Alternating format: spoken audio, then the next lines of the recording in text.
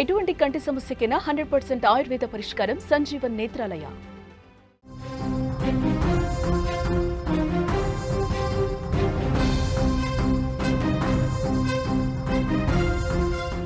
జమ్మూ కాశ్మీర్లోని కుల్గాం జిల్లాలో ఎన్కౌంటర్. ఉగ్రవాదులు జవాన్ల మధ్య ఎదురు కాల్పులు. కాల్పుల్లో 2 సైనికులు మృతి. ఉగ్రవాదుల ఏరివేతే లక్ష్యంగా ఆపరేషన్ అఖల్. ఆపరేషన్లో వీరమరణం పొందిన ప్రీత్పాల్ సింగ్, హర్మిందర్ సింగ్. జమ్మూ కాశ్మీర్లోని కుల్గాంలో భద్రతా దళాలు ఉగ్రవాదుల మధ్య ఎన్కౌంటర్ 9వ రోజు కూడా కొనసాగుతోంది. ఈ ఎన్కౌంటర్లో 2 ఆర్మీ సైనికులు అమరులయ్యారు. నిన్న రాత్రి ఉగ్రవాదులు భద్రతా సిబ్బంది మధ్య జరిగిన కాల్పుల్లో 4 భద్రతా సిబ్బంది గాయపడ్డారని, విధి నిర్వహణలో 2 భద్రతా సిబ్బంది అమరులయ్యారని అధికారులు తెలిపారు. గత 10 ఏళ్లలో జరిగిన అతి పొడవైన ఉగ్రవాద వ్యతిరేక ఆపరేషన్లలో ఇది ఒకటి అని వారు తెలిపారు. కుల్గాంలో అఖల్ ఆపరేషన్ ప్రారంభమైనప్పటి నుంచి ఇప్పటి వరకు 11 మంది భద్రతా సిబ్బంది గాయపడ్డారని అధికారులు తెలిపారు. భారత సైన్యంలోని చినార్ కార్ప్ తన సోషల్ మీడియా ఖాతాలో కుల్గాం ఆపరేషన్లో అమరులైన సైనికుల గురించి సమాచారం అందించింది. దేశం కోసం అమరులైన ధైర్యవంతులైన లెఫ్టినెంట్ కల్నల్ ప్రీత్పాల్ సింగ్, జవాన్ హర్మిందర్ సింగ్ల త్యాగానికి చినార్ కార్ప్ సెల్యూట్ చేస్తుందని ఆయన రాశారు. వీరి ధైర్యం, అంకిత భావం ఎల్లప్పుడూ మనకు స్ఫూర్తినిస్తాయని చెప్పారు. ఇంకా ఆపరేషన్ ఇప్పటికీ కొనసాగుతోందని ఆయన పేర్కొన్నారు. ఇక ఆపరేషన్ అఖల్ ఆగస్టు 1న ప్రారంభమైంది. ఈ ఆగస్టు 1న ప్రారంభమైన ఈ ఎన్కౌంటర్లో ఇప్పటి వరకు 3 ఉగ్రవాదులు హతమైనట్టు అధికారులు తెలిపారు. దక్షిణ కాశ్మీర్ జిల్లాలోని అఖల్లోని అడవిలో ఉగ్రవాదులు ఉన్నట్టు నిఘా సమాచారం అందటంతో భద్రతా దళాలు కార్డన్ ఆన్ సర్చ్ ఆపరేషన్ ప్రారంభించాయి. గత శుక్రవారం ఇరు పక్షాల మధ్య జరిగిన కాల్పుల తర్వాత రాత్రికి ఆపరేషన్ను నిలిపివేసినట్టు అధికారులు తెలిపారు. తర్వాత కార్డన్ను బలోపేతం చేసి అదనపు సైనికులను ఆ ప్రాంతానికి పంపారు. మర్నాడు కాల్పులు తిరిగి ప్రారంభమైనప్పుడు 2 ఉగ్రవాదులు మరణించారు. హతమైన ఉగ్రవాదుల గుర్తింపు, వారి బృందం ఇంకా నిర్ధారించబడలేదని అధికారులు తెలిపారు.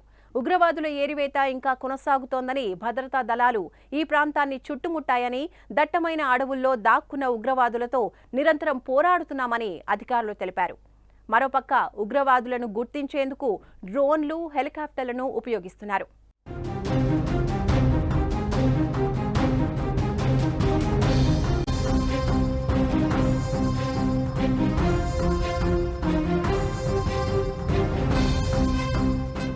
జమ్మూ కాశ్మీర్లోని కుల్గాంలో భద్రతా దళాలు ఉగ్రవాదుల మధ్య ఎన్కౌంటర్ 9వ రోజు కూడా కొనసాగుతూ ఉంది. ఈ ఎన్కౌంటర్లో భాగంగా 2 ఆర్మీ సైనికులు అమరులైనట్టుగా తెలుస్తోంది.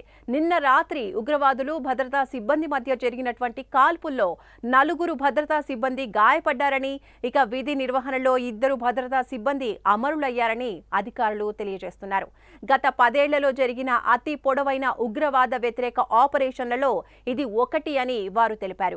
కుల్గాంలో అఖల్ ఆపరేషన్ ప్రారంభమైనప్పటి నుంచి ఇప్పటి వరకు 11 మంది భద్రతా సిబ్బంది గాయపడ్డారని అధికారులు తెలియజేస్తున్నారు.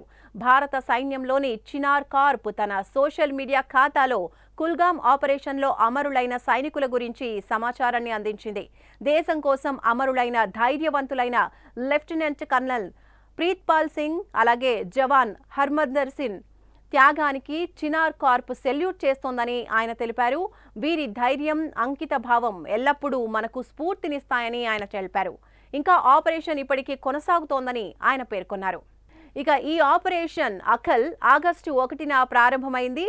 ఆగస్టు 1న ప్రారంభమైన ఈ ఎన్కౌంటర్లో ఇప్పటి వరకు 3 ఉగ్రవాదులు హతమైనట్టు అధికారులు తెలియజేస్తున్నారు.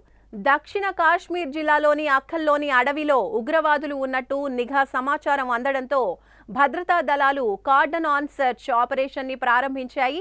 ఇక గత శుక్రవారం ఇరు పక్షాల మధ్య జరిగిన కాల్పుల తర్వాత రాత్రికి ఆపరేషన్ను నిలిపివేస్తున్నట్టు అధికారులు తెలియజేశారు.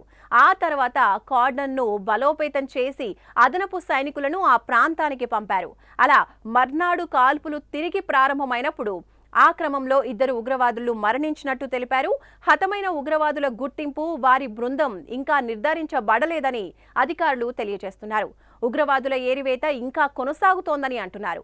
భద్రతా దళాలు ఈ ప్రాంతాన్ని చుట్టుముట్టాయని, దట్టమైన అడవుల్లో ఉగ్రవాదులు దాక్కున్నట్టు తెలుస్తోందని, ఇంకా వారిని పట్టుకోవడం కోసం నిరంతరం పోరాడుతున్నామని అధికారులు తెలియజేస్తున్నారు. మరోపక్క ఉగ్రవాదులను గుర్తించేందుకు డ్రోన్లను, హెలికాప్టర్లను కూడా ఉపయోగిస్తున్నట్టు తెలియజేస్తున్నారు.